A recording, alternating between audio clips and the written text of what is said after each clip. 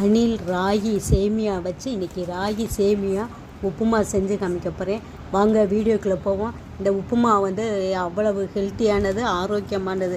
நேயர்களே, இந்த ரெசிபியை நீங்களும் செஞ்சு பாருங்கள். அதுக்கு ஃபஸ்ட்டு வந்து அடுப்பை பற்ற வச்சுருக்கேன். 2 ஸ்பூன் எண்ணெயை ஊற்றிருக்கேன்.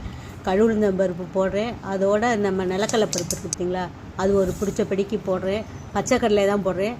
அதுக்கப்புறம் பட்டை வத்தை 4 பட்டை வத்தலை கிள்ளி போடுறேன். வெயில் காலம் இல்லையா, பச்சை மிளகா சேர்த்தோம்னா அல்சர் ப்ராப்ளம் உள்ளவங்களுக்குலாம் சேராது. அதனால் மேக்ஸிமம் வெயில் காலத்தில் போடுற பட்டை வத்தை தான் அதிகமாக யூஸ் பண்ணணும். பட்டை வத்தை போட்டேன், கருவேப்பிலை போட்டேன். அதை கருவேப்பிலை போட்டு எல்லாம் பொரிஞ்சதுக்கப்புறம் பச்சை பட்டாணி, ஒரு பிடிச்சபடி பச்சை பட்டாணி, ஒரு 100 கிராம் பல்லாரி வெங்காயம் போட்டு வதக்கியிருக்கேன். வதக்கிட்டு ஒரு தக்காளி பழத்தை 4 கீறி அதையும் போட்டு வதக்கிடுவோம். வதக்கிட்டு அந்த ஒரு பாக்கெட்டு அணில் சேமியாவுக்கு அதுக்கு ஏற்ற மாதிரி அளவான தண்ணி ஊற்றணும். கொஞ்சம் அதுக்கு தேவையான உப்பு ஊற்றி நல்லா சிம்மில் வச்சு பட்டாணி இந்த வெங்காயம்லாம் கொஞ்சம் வேகட்டும். வேகிற வரைக்கும் மூடி வச்சு வெயிட் பண்ணுவோம். இந்த ஒரு பாக்கெட்டு சேமியாவை வந்து உதுத்து எடுத்து வச்சுருக்கிறேன். இதை அவிச்சும் செய்யலாம். அவிச்சு செஞ்சோம்னா ரொம்ப வந்து மசாலா இதெல்லாம் என்ன சொல்கிறதுனா வரமாட்டுது. தாளிப்போட இது ஒரு தனியாக, அது ஒரு தனியாக நிற்கிது. அதனால் இன்றைக்கி வந்து நான் வந்து இன்றைக்கி உப்புமா மாதிரி கொதிக்கிற தண்ணியில் போடுவோன்னு இன்றைக்கி அப்படி ட்ரை பண்ணியிருக்கேன். நல்லா தண்ணி கொதிச்சிருச்சு. மொத்தமாக போட்டுறாதீங்க, கொஞ்சம் கொஞ்சமாக போடுங்க. கொஞ்சம் கொஞ்சமாக போட்டுட்டு கிண்டி விட்டுட்டு அப்படியே சிம்மில் மூடி வச்சுருங்க. நல்லா கொஞ்சம் மிதமாக வேகட்டும். நல்லா அப்படியே வெந்துக்கிட்டு இருக்கட்டும்.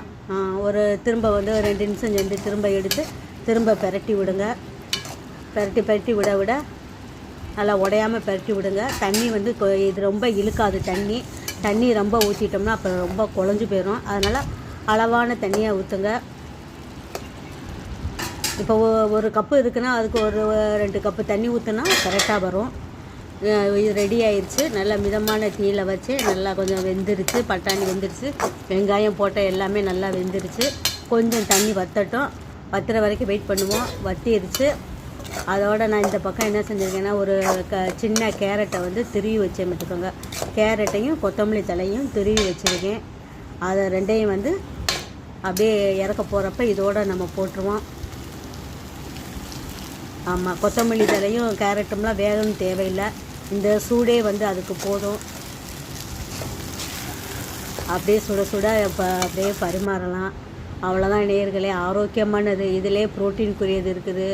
ராகி வந்து உடம்புக்கு ரொம்ப நல்லது. இதை செஞ்சு பாருங்கள். நன்றி, வணக்கம்.